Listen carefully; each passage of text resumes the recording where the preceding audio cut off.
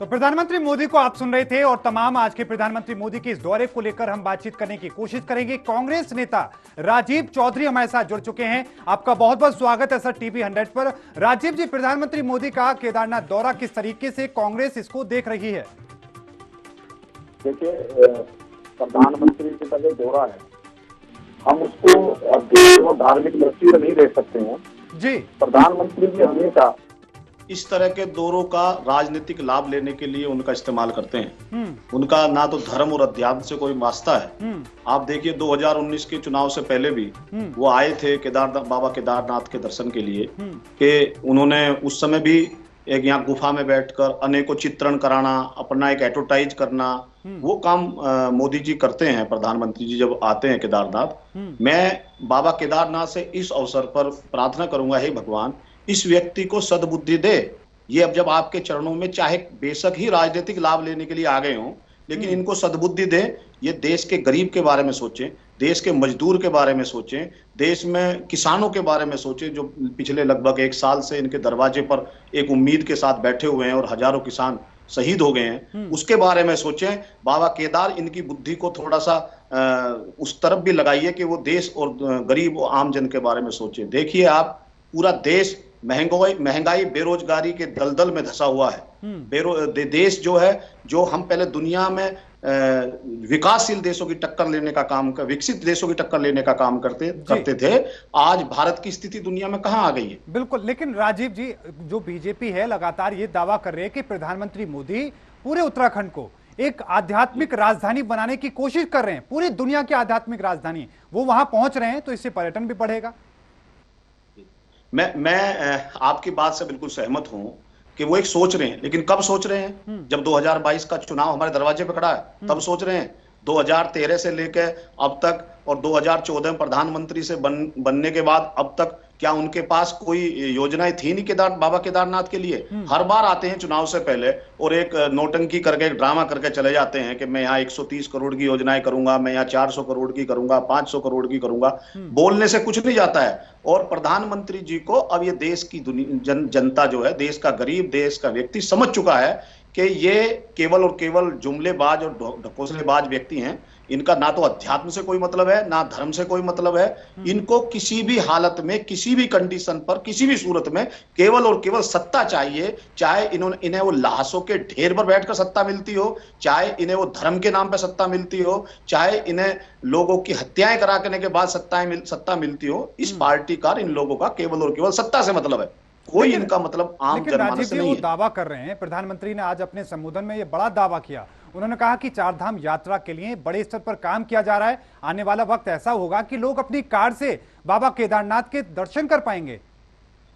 इसके लिए तो जो कांग्रेस की सरकार थी 2012 में मुख्यमंत्री बने थे, उसके बाद जब 13 में आपदा आई और हमारे नए मुख्यमंत्री के रूप में हरीश रावत जी ने इस प्रदेश की जिम्मेदारी संभाली थी, तो उन्होंने ही शुरू किया था। आप ये देखिए, जिसको ये ऑल वेदर रोड कह रहे हैं, उस टाइम पे यही प्रधानमंत्री थे, वही सड़क राज्य मंत्री थे नितिन गडकरी जी, और हमारे कांग्रेस के मुख्यमंत्री हरीश रावत जी के साथ उस सड़क का उद्घाटन कर गए।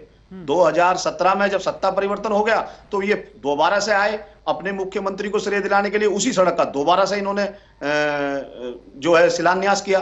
तो ये लोग केवल आडंबर की राजनीति करते हैं और आडंबर करते हैं। अब जनता भी इनको सीरियसली लेती है, चाहे प्रधानमंत्री हो, चाहे इस प्रदेश के मुख्यमंत्री हो, नेता हो। अभी आपने देखा होगा 3 दिन पहले हमने सोशल मीडिया और मीडिया पे जो चित्र देखे, इस प्रदेश के पूर्व मुख्यमंत्री, बीजेपी के प्रदेश अध्यक्ष और एक मंत्री जब वहां गए तो वहां पुरोहितों ने उनका जमकर विरोध किया, उन्हें बाबा केदारनाथ के दर्शन तक नहीं करने दिए। तो आज इन्होंने पुलिस बल और ताकत से उन लोगों को हटाकर प्रधानमंत्री जी को दर्शन कराए। प्रधानमंत्री जी अगर एक आम दार्शनिक के रूप में, एक श्रद्धालु के रूप में केदारनाथ जाते हैं, तो मैं कहना चाहता हूं कि उस क्षेत्र के जो तीर्थ पुरोहित है, उस क्षेत्र की जो जनता है, वो प्रधानमंत्री जी को बाबा केदारनाथ के दर्शन उस क्षेत्र में नहीं घुसने देती। लेकिन ये तो कह रहे हैं कि हम तो साधु संतों का, मठों का हम सम्मान बढ़ा रहे हैं, आज देश गौरव महसूस कर रहा है। अब मुझे एक बात बताइए, क्या नरेंद्र मोदी जी इस देश की परंपराओं से, इस देश की संस्कृति से भी ऊपर है? आज प्रधानमंत्री अगर किसी संत से मिलते हैं तो संत का गौरव बढ़ता है। यही तो इनका अहंकार है। प्रधानमंत्री जी अहंकार में घुसे हुए हैं। वो आज ये सोचने लगे अगर मैं किसी आदि शंकराचार्य जी की मूर्ति का अनावरण करूंगा तो आदि शंकराचार्य जी का मान बढ़ेगा। अरे आप उनके चरणों में खड़े होंगे तो आपका मान बढ़ेगा, आप संतों के चरणों में झुकेंगे तो आपका मान बढ़ेगा। अगर प्रधानमंत्री जी ऐसा सोचते हैं कि इनके आने से ये संस्कृति का मान बढ़ता है, साधु संतों का मान बढ़ता है, तो ये इनका अहंकार है। और ये अहंकार तो रावण को भी हो गया था, उसी तरह का अहंकार है। लेकिन चौधरी साहब एक और बड़ी बात जहां पर जो उन्होंने कही, उन्होंने कांग्रेस का या किसी दल का नाम नहीं लिया। उन्होंने कहा कि 2013 की जो त्रासदी थी वो मैंने अपनी आंखों से देखी।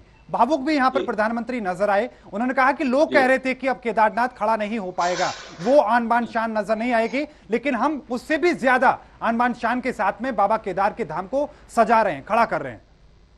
आप एक बात बताइए, 2013 में जब आपदा आई थी उस समय किसकी सरकार थी? कांग्रेस की सरकार थी। बिल्कुल। उस समय आपदा आई, प्रधानमंत्री जी आए, ये उस समय प्रधानमंत्री नहीं हुआ करते थे, ये भी एक राज्य के मुख्यमंत्री हुआ करते थे। और पूरे देश की मीडिया ने देखा है कि ये प्रधानमंत्री जो पूरे देश और दुनिया की और आम जनमानस की बात करता है, ये आकर ये बाबा केदारनाथ तक गए भी नहीं थे। ये जोली ग्रांट पे आए और यहां से 2 बसें बुक करी और केवल गुजरात के यात्रियों को गाड़ी में बैठाकर चले गए। कौन सा इन्होंने यहां लोगों की मदद की, सेवा की? कितने फंसे हुए लोगों को निकाला, कितने वहां भूखे प्यासे लोगों को इन्होंने जल की व्यवस्था कराई, कितने भूखे लोगों को खाने की व्यवस्था कराई, जो लोग वहां कई कई दिनों तक फंसे रहे। देखिए बहुत बड़ी आपदा थी। और जब ये लोग सोचते थे, भारतीय जनता पार्टी मानती थी कि अब बाबा केदारनाथ का यात्रा लगभग 10 साल में जाकर शुरू हो पाएगी, ये कांग्रेस पार्टी की सूझबूझ थी। उस समय के हमारे मुख्यमंत्री हरीश रावत जी की सूझबूझ थी कि हमने मात्र 1 साल के अंदर, 2 साल के अंदर दोबारा से यात्रा को चालू करने का काम किया। और केदारनाथ में जो आज कार्य हो रहे हैं, जितने भी कार्य हैं, ये सब कांग्रेस की सरकार के करे हुए हैं। मैं पूछना चाहता हूं आपके चैनल के माध्यम से कि ये बताएं, उत्तराखंड की सरकार के पिछले 5 साल में, इनको 5 साल होने को पूरे हो रहे हैं, कौन सा इन्होंने नया काम किया केदारनाथ में? जितने काम कांग्रेस सरकार छोड़ के गई थी वहीं के वहीं टिके हुए हैं। हाँ, एक काम इन्होंने जरूर किया है, इन्होंने देवस्थानम के नाम पर अपने लोगों को वहां ट्रस्टी बनाकर इस संस्थान को लूटने का प्रयास जरूर किया है, जिसका आज पूरे उत्तराखंड के अंदर विरोध हो रहा है। ये बाबा केदारनाथ, बाबा बद्रीनाथ जो हैं, ये हमारे संस्कृति से जुड़े, हमारा अभिमान है।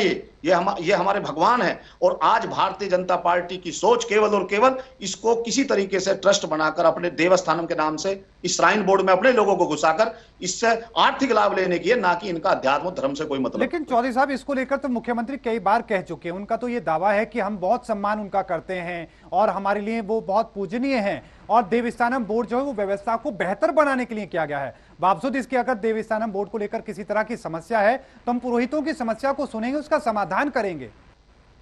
नहीं, मैं ये पूछना चाहता हूं, मैंने अभी आपसे कहा था कि इनके 3 वरिष्ठ नेता वहां गए और वहां के पुरोहितों ने इनको वहां घुसने तक नहीं दिया।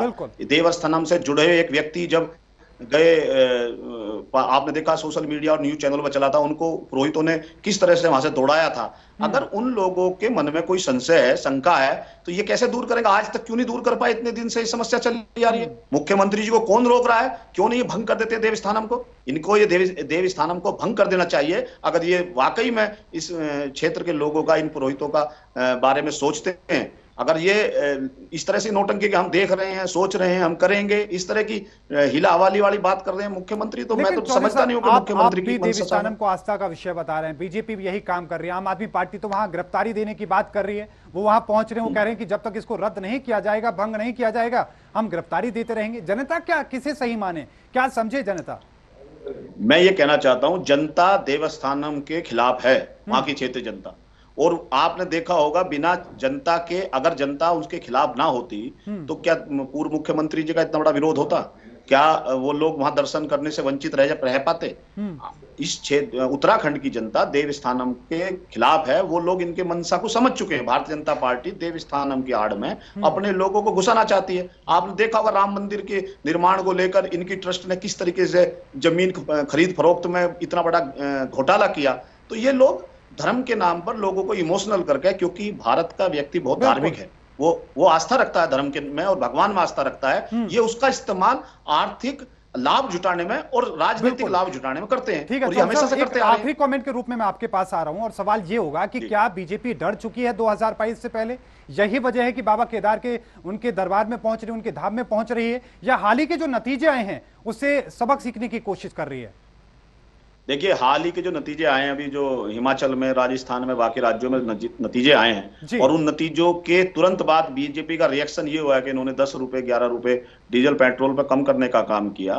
तो ये घबराई हुई है और ये समझ चुके हैं, बीजेपी ये जान गई है, प्रधानमंत्री मोदी जी भी ये समझ चुके हैं, और जो इनके वो चाणक्य हैं वो भी ये समझ चुके हैं कि अब भारत की जनता के सामने ये लोग एक्सपोज हो गए हैं। भारतीय जनता पार्टी के जो नेता हैं, उन लोगों की जो है इमेज बिल्कुल खुलकर सामने आ गई कि ये केवल और केवल धन लाभ और राज्य लाभ के लिए ये पार्टी है। इसका देश की गरीब जनता से कोई मतलब नहीं है। कोरोना महामारी में जहां दुनिया ने अपने आम नागरिकों को राहत दी, हमने तेल के रूप में और अनेकों टैक्स के रूप में अपने आप को लुटाने का, हमने लूटने का काम किया इस सरकार ने भारत की जनता को। कौन सा इन्होंने रियायत दी? इन्होंने कहा, आजकल एक नया सिफुगा इन्होंने छेड़ दिया है। मैं देख रहा था एक न्यूज चैनल पे, नरेंद्र मोदी जी की फोटो डाल के कह रहे हैं कि मनमोहन सिंह जी के टाइम के लिए कर्जे की वजह से तेल महंगा है। अरे वो 1 लाख अटल बिहारी वाजपेयी जी के टाइम से शुरू हुआ था बॉन्ड व्यवस्था, और 1,30,000 करोड़ रुपए के बॉन्ड में 30 लाख करोड़ रुपया ये लोग जनता की जेब से निकाल चुके हैं। यूनिवर्सिटी में ज्यादा चल रहा है चौधरी साहब वो मामला। लेकिन एक बात और हम समझने की कोशिश करें आपसे आखिरी कमेंट के रूप में कि बाबा केदारनाथ का आशीर्वाद कांग्रेस को मिलेगा 22 में या फिर बीजेपी को मिलेगा? बाबा केदारनाथ का आशीर्वाद निश्चित रूप से कांग्रेस पार्टी के साथ है, और उन सच्चे व्यक्तियों के साथ है जो सच्चाई के साथ लड़ रहे हैं। वो भगवान है, वो सबके मन की स्थिति को समझते हैं। आज मोदी जी और पुष्कर धामी जी कितना भी आडंबर रच लें, नौटंकी कर लें, भगवान समझ गए हैं कि ये उनको धोखा दे रहे हैं और देश की जनता को धोखा दे रहे हैं। अब इनकी दाल गलने वाली नहीं है। आने वाले समय में 2022 में उत्तराखंड की जनता क्लीन स्वीप करने के चक्कर में है बीजेपी को, और भारी बहुमत के साथ कांग्रेस की सरकार बनेगी। और जो रुके हुए कार्य हैं 5 साल में, केदारनाथ बद्रीनाथ धाम के जो हमारी मनसा थी, हमारा सपना है कांग्रेस का, उनको दोबारा से सुंदर रूप में चालू करके इसको एक बहुत सुंदर रूप देने का काम करेंगे। बिल्कुल, बहुत बहुत धन्यवाद राजीव चौधरी जी हमारे साथ जुड़ने के लिए, अपना कीमती वक्त टीवी 100 के साथ में साझा करने के लिए। कांग्रेस नेता राजीव चौधरी जी हमारे साथ जुड़े, उन्होंने कांग्रेस का पक्ष रखा, साथ में यह भी बताया कि किस